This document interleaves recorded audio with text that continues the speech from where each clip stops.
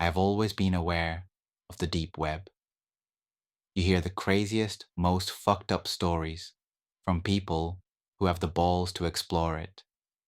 Website that involves human experimentation, hiring a hitman, and even watching people through their own security cameras. It's up. But honestly, I would be lying if I said I wasn't just slightly interested. Now, just to point out, there was no malicious intent behind my exploration of the deep web. I was just curious to see if it was really as bad as people said it was. The first thing I stumbled upon was a website extremely centered around unaliving, which gave me a really uneasy feeling. So, I didn't hang around that webpage very long. It takes quite a bit to freak me out. So it's safe to say I was a little surprised that I couldn't even stomach the first website I clicked on. But hey, it's not supposed to be all unicorns and rainbows. Right next, I clicked on a website that was dedicated to watching people through security cameras. Most of the screens showed empty living rooms and patios. Some of them showed oddly filled rooms, like rooms were packed with stuffed animals, and another that was eerily decorated with Christmas lights and fake Santa statues. Another screen showed a young woman doing yoga. That one had a lot of views. I then watched that one very long. Something inside me felt ill and just wrong, like what I was doing was sickening. I shook my head, blinking away any more curiosity, before I hovered my mouse over the tiny X to close the window. Right before I pressed the mouse, I saw a blue link under the black screen that said, "Proceed with caution." I bit down back teeth, yelling internally to leave the page. Don't click the link. It's not worth it. It could be unaliving. Would that make me an accomplice? What if it was someone skinning an animal or like that? But then, what if it wasn't? I don't know. What the hell prepared me to move my mouse away from the window, hovering it over the link? Instead, that's exactly where I ended up. My curiosity always got the best of me, and no matter how twisted my stomach felt, or how strong the feeling of dread was that lingered right over my head, I had to know. I really just had to know what the link led to, or I would go crazy until I finally figured it out. So I pressed my mouth down and watched the link to a purple, felt my mouth go dry, and watched as the screen slowly loaded. The page was just comprised of a large screen like the security camera page, only it was just one. The room was concrete. It was dark. There must have been a night vision camera or something, because everything had a weird blue-green tinge, but you could tell there was little to no light. There was a dark liquid on the floor in a medium-sized puddle. I told myself it was gasoline. Don't ask me why, but a movement in the far right corner of the screen caught my attention, and I immediately perked up in my desk chair, inching my face closer to the screen of my laptop. It looked like an arm, like someone's forearm. They were standing there, not really moving, but certainly swaying, just enough to not look completely still. "Hey," I said, before shaking my head and slapping my mouth shut. "Stupid." Then the person walked. They walked over towards the left of the screen. I felt my stomach knot. My throat tingled and tightened, bile rising in the back of my throat. I knew my mouth was open, gaping, and my eyes were wide, face screwed up into an expression of pure disgust. It was a young woman who looked like she couldn't be older than 25 or so. Long, dark, and dirty hair was in tangles, like she had been pulling at it. Her leg was dragging, her other skinny legs doing most of the work as she limped weakly. Her head was down, looking at the floor, and the sound of a dragging her foot across the concrete echoed in my silent room. I didn't think it could get any worse. I was so fucking wrong. Suddenly, the woman raised her head, and it looked like it weighed a ton on a tiny body. I hadn't noticed it before, only able to barely make out her side profile, but now it was clear as day. She looked around, eyes watering with tears, and black makeup streaming down her face. Small strands of bloody thread were intertwined in her lips, messily tied, locking them together. Dark, blood-stained chin, probably from where she tried desperately to open her mouth, to scream before realizing she couldn't. Her dainty fingers were stained as well, the same color as a puddle on the floor. My whole body felt weak. My stomach was sick. I tried to tell myself it was faked, that it was all a big hoax. My eyes scanned, at the bottom of the left of the screen, 5,623. 5,623 people were watching, unable to fight it any longer. I ran into the bathroom, puking my insides into the toilet bowl. Everything in me felt disgusting, wrong, twisted. Once I was finally done, I laid on the floor of the bathroom. The cool tiles tried to soothe my burning body. My head was spinning. I kept repeating to myself, over and over in my head, that I shouldn't have clicked on the link. I should have left. I should have closed the window and told my inner curiosity to go and fuck itself instead. I was laying on the floor, the bathroom reeking of vomit, and my mind a complete mess over what the hell I was supposed to do. Should I get the link and send it to police? Should I call them now? My first instinct was to copy and paste the link just in case, and then call the police and inform them of what was happening. Maybe they could trace my IP address or something. Maybe they would recognize the girl and know where to start looking. Maybe I could save her life. I would feel really dumb if this was all fake, just to get viewers. But I wasn't about to gamble, not with what was at stake. I ignored the dizzy feeling flooding my head as I jumped up, grabbed the doorknob and twisting it a bit too harshly when I flung the door open. My phone buzzed in my pocket, scaring the living shit out of me. I stopped mid-panic and picked it up with shaky hand. I saw my girlfriend's name and immediately slid to answer. My voice was a complete wreck, my eyes finding the screen where the girl shrunk down to the ground, the sounds of her cries bouncing around the room, making my body feel rigid. I had nothing left to throw up, but I still felt so sick. Madeline, you are not going to believe what I just fucking saw. What? Are you okay? Have you been crying? No, I'm not okay, I answered, averting my eyes from the screen. I know you said to stay away from the deep web, but are you kidding me? Her voice went from caring to mad in split second. I told you to stay away from that place. You never listened to me. You never do.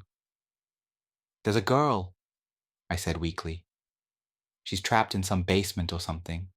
Her mouth is like sewn shut. There's blood all over her face and hands. I don't know what to do. Madeline. The woman's cries got louder, more desperate, but muffled. I'm so sorry. Close it. Clear your history and never go back there again. I'm not kidding. But should I call? No, no. Her voice was done now. You don't know if it's bullshit. It's probably straight to gain disgusting views. Apparently, like yourself, people do it all the time. That's why I said it would be best if you just stayed away from there. You could get yourself into a lot of trouble. I didn't say anything. Wordlessly walking over to the small desk, my hand shook as I raised my mouse over to the small X. Once more, my eyes were on the number of views, slowly raising higher and higher before I closed the window. I felt even worse than before. Okay, we can file a report tomorrow just in case, but for now, go to sleep and stay the away. I can't believe you even went there in the first place. I didn't have the energy to argue with her. Guilt plagued my whole body, grounding me. It was all I could feel. I told her good night, and I was sorry, and that I loved her, before I hung up and made my way to the couch to sleep or try to sleep. It didn't feel right, even being in my bedroom or being anywhere near my computer. Not while that girl was still trapped, unable to scream for help, unable to talk at all. I know it could be fake, but what if? Was that really a risk I was willing to take? I looked up some Google searches over what was fake on the deep web and read multiple stories about staged webcam videos, which made me feel a little bit better. It didn't make the sick, guilty feeling go away, though. It's safe to say I didn't get much sleep. Every time I closed my eyes, or even began to drift off, I would see the woman's face, the thread laced into her lips, the blood staining her mouth, her fingers, the floor. I continued to grow more and more anxious and uneasy, deciding that maybe getting out of the house, heading over to the local CVS, and picking up some melatonin might help. I threw my blanket off and slid on my shoes and grabbed my keys and wallet from the nightstand. The cool air felt amazing, and they'd work wonders to calm the whirlwind of thoughts in my mind. I went to check the time, realizing I had left my phone at home. Not a huge deal. The store was only a few minutes away from my house. I ended up buying melatonin and a stronger sleeping pill just in case those things work. I also got a pack of bottled water to help me rehydrate after I vomited all the contents of my stomach earlier. By the time I got home, I felt much, much better, which lasted about 3 seconds. I noticed that my front door was wide open now. I may have been in a state of shock and panic, but I never, never ever leave my front door open or even unlocked. My heart immediately began to race. I got out of my car, closing the door quietly and unlocking my trunk, grabbing the crowbars that I kept in there. "Who's there?" I yelled into the house, waiting for any noise. "Who is there?" My own voice was shaking and weak. I was met with complete silence. Keeping the crowbar up and ready to strike, I walked through the couch and fetched my phone. As soon as I found it, I hit the emergency button and waited until I got a hold of the 911 operator, letting her know that I think my house was just broken into. She told me that police would be on the way. After checking around the house for anything odd, I decided to give my girlfriend a call, letting her know what had happened. The phone rang, and then ranged some more.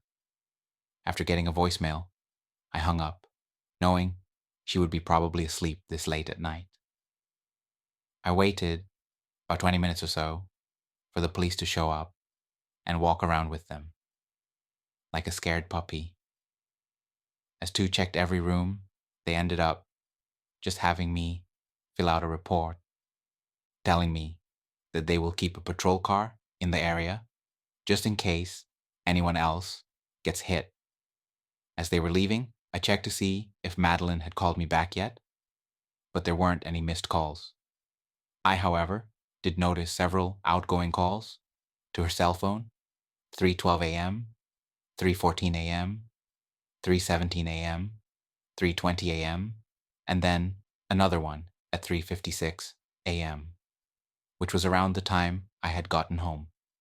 My mind went into automatic panic, knowing for a fact that I did not make those calls. I quickly checked my text reading one I had apparently sent out at 3:23 a.m. Hey, can't sleep. Gonna come over. Mind leaving the back door unlocked so I can get in?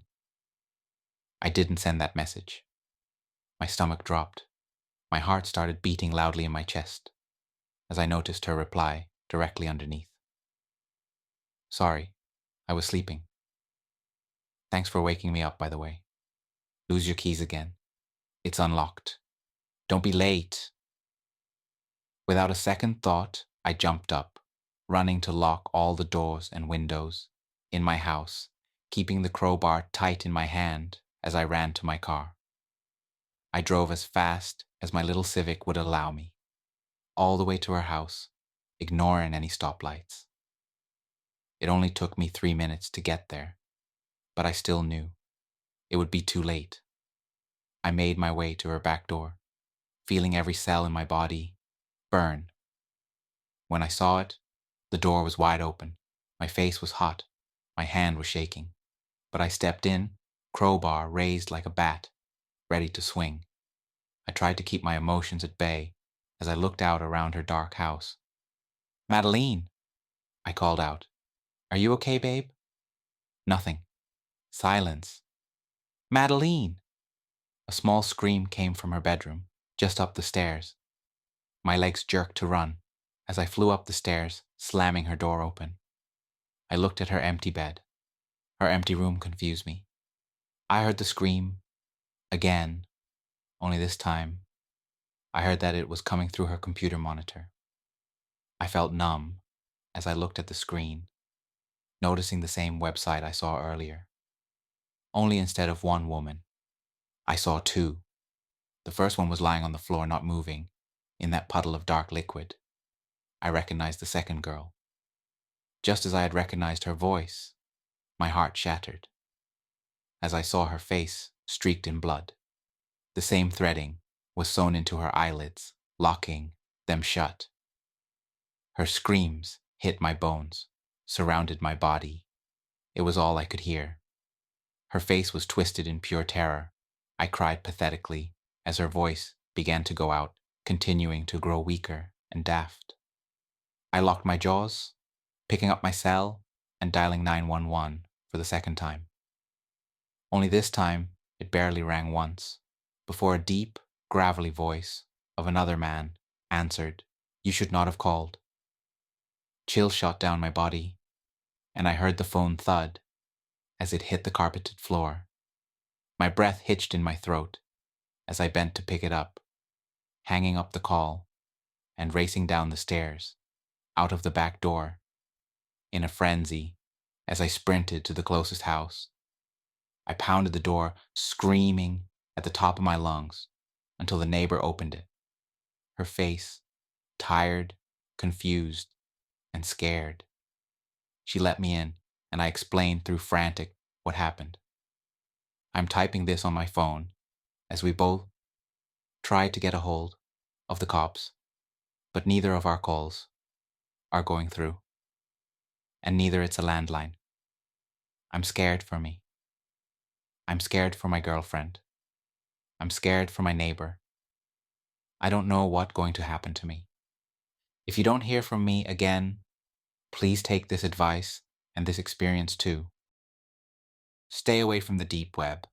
Forsake, please, please, stay away from the deep web.